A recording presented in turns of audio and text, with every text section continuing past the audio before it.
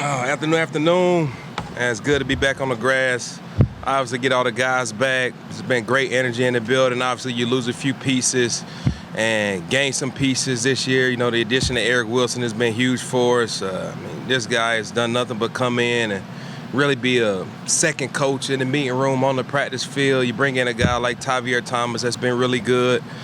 Tim Jones, adding Tai Felton in the draft, undrafted guys, the Silas Boldens, and being able to add Rondell Moore as a possible returner has been awesome.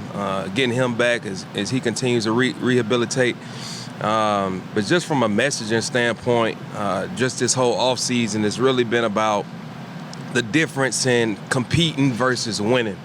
And there's a big difference in that. And really right now, the phase that we're in the offseason program, it's all about competing. And, what is truly that difference? It really boils down to our techniques and fundamentals and our ability to finish at the point of attack. And that's something I feel like, we've been kind of lacking over the years, is finishing on blocks, to be able to set up explosive returns and being in the right spot. And so, we've really been focusing on sharpening up those tools and really locking in on that for the most part. And once we come back after this summer break to get ready to get into really the training camp phase, that's where we start turning into how can we go from competing to finding ways to win, and guys start to find themselves and see if they can find a way to make this football team. Every year we got new changes with the kick return. Now it seems like there's an emphasis on getting more returns. I guess, what was your analysis of the rule change and just how that could affect you? Yeah, for sure. I think when you look at it, it changes the game. I don't want to say drastically, but it changes the game a lot from a schematic standpoint, field position standpoint. Obviously, the more plays from a special team standpoint, the better for everybody. From a fan standpoint, you want to see balls put in play, and you really look at it last year. The average drive start was right around the 28.6 yard line, so it'll tell you that it was really a kickoff play with the touchback being at the 30. So now you take the touchback to the 35-yard line, guys are going to be more inclined to put the ball in play with what the average drive start was last year. So, how good can you be from a schematic standpoint? How good can you be from a personnel standpoint? Making sure you got the right body types in there to be able to defend the KOR play. I'm excited about what it brings, and obviously it's some formational changes that took place as well, with how you're able to kind of align from a KOR standpoint, so to kind of give you a little bit more flexibility in what you're able to do. So it's going to be interesting to see how really this whole phase continues to develop throughout the year. And as you were thinking about Tai Felton, how much of that came into the evaluation of him, what he could mean in the return game, probably either phase, but yeah, with the kicks being more. Yeah, for sure. I think when you look at it, a guy like Tai Felton has so much versatility to him, from being able to be a perimeter player at the gunner position, or he can line up really at the zero position on pressure return as well. But then you throw in that dynamic factor of him being an explosive returner, really kind of adds in just his value as a football player overall. And when you cut the tape on, the energy, the love, it just exudes off of the tape, and you really appreciate the contagious energy that he plays with. And obviously he's dynamic with the football in his hands, and we're going to see how we can find ways to set it up to get him to rock, whether it be as a punt returner or a kickoff returner, and kind of figure out what he likes and how can we build good chemistry amongst him and the blockers.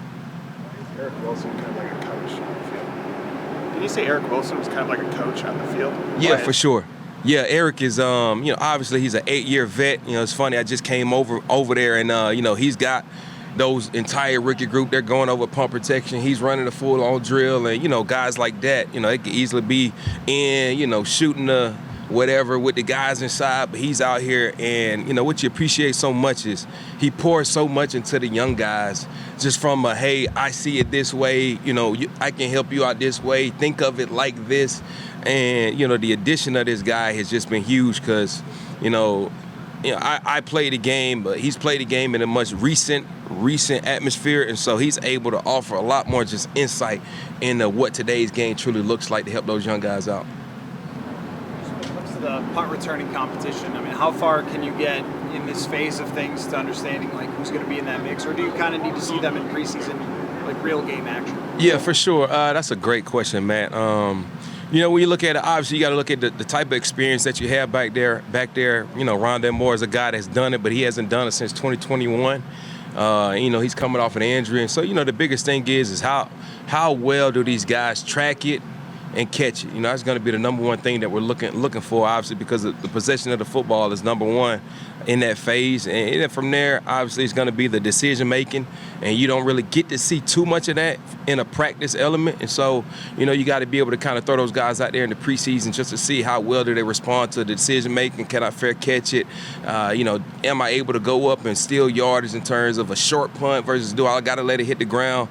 And so, you know, the decision-making is going to be huge, so we definitely got to make sure we're getting a good bit of reps as much as we can during the preseason, kind of help us kind of figure out who that guy's going to be back there.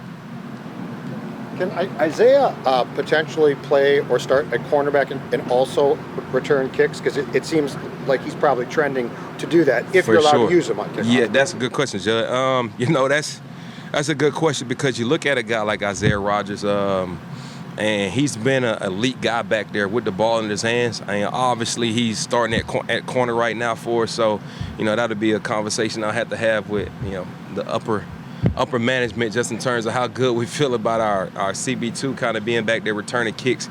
But when you look at the impact that this phase is going to have with the ball, you know, being put in play and field position mattering so much, you know, we got to be able to kind of weigh what the risk reward is going to be just in terms of trying to keep this guy healthy. And, you know, if you look at it really, the off returner was really the most injured player in this play. And so if we can kind of keep him away from being the off returner, then I think we'll have some success just in terms of keeping him healthy, but also being able to have him as our returner. Love to have him back there, though. Yeah. He looks good back there. Yeah, so he does. He's you know, so funny. There's not many guys that can bend and weave through traffic, but still maintain good speed as well. And he's got such good hips and start-stop ability that you appreciate. And obviously, he's got the gas to take the distance too and be able to take away, you know, certain angles and be able to get the ball back to the field. How do you weigh the fact that the guy, first of all, has to catch the ball and protect it, with the ability to potentially get explosive plays there? Because I would take it the starting point is if he can't catch the ball consistently or there's, you know, constant juggling, that's a huge problem. How's that decision made? Say that one more time, So when you are looking at punt return guys and it's a fluid thing, how do you judge, okay, the starting point is the guy's got to protect the football. For sure. But then you can occasionally have a guy that can protect the football and also return it. Oh, yeah. But it's not the same as kick returns because guys are on you instantly. Right, yeah. I think the vision is obviously probably going to be number one, but my ability to make someone miss at the point of attack, you know, ideally it's always going to be gunner shooting at your legs. And so how good can I be not only at the catch point to catch it, but also evade at the same exact time. And if you really look at it, a lot of elite returners are really good at catching the ball and simultaneously moving at the same exact time. And it's really a rare talent, but the good ones who are able to do it, they really, really excel at it. And more times than not, if you are able to make that first guy, gunner, miss, you're gonna have some space to be able to kind of get into work. Yeah. Last year with Will Riker, what was your conversations with him like? Where do you want to see him grow into year two? Yeah, I think the biggest thing is you know, me as a coach, really having a rookie kicker last year, a guy who played into the playoffs, went to the Senior Bowl, went to the Combine, and then he had a pro day. You really looked at it. I mean, this guy basically played 11 straight months of football without a break, and you know, we have to find a way to truly kind of taper down the workouts. You know, how many times is he kicking a week? Because obviously he ended up having a quad injury that took place, you know, right around the middle of the season. And that was probably due to over-kicking, over-exertion really, just because of how much he did, you know, in January, February, March. And so, you know, I think the biggest thing is him continue to build good chemistry within the operation is going to be a huge thing. You know, I think we got to be better from a kickoff standpoint. I don't know what we had, 3 out of bounds, I want to say, 2 or 3 out of bounds. So, you know, we got to be better too as well. But from a field goal standpoint, I think the biggest thing that we've really been working on is just his tempo. That's really been not attacking the ball too much. You know, his jab is his second step too long. Really just trying to taper down his tempo just a little too much, because that's where he's getting a little too trouble. When he's attacking the ball too much, that's usually when he's kind of resulting in pulling it. Thanks, everyone. Cool. Appreciate y'all.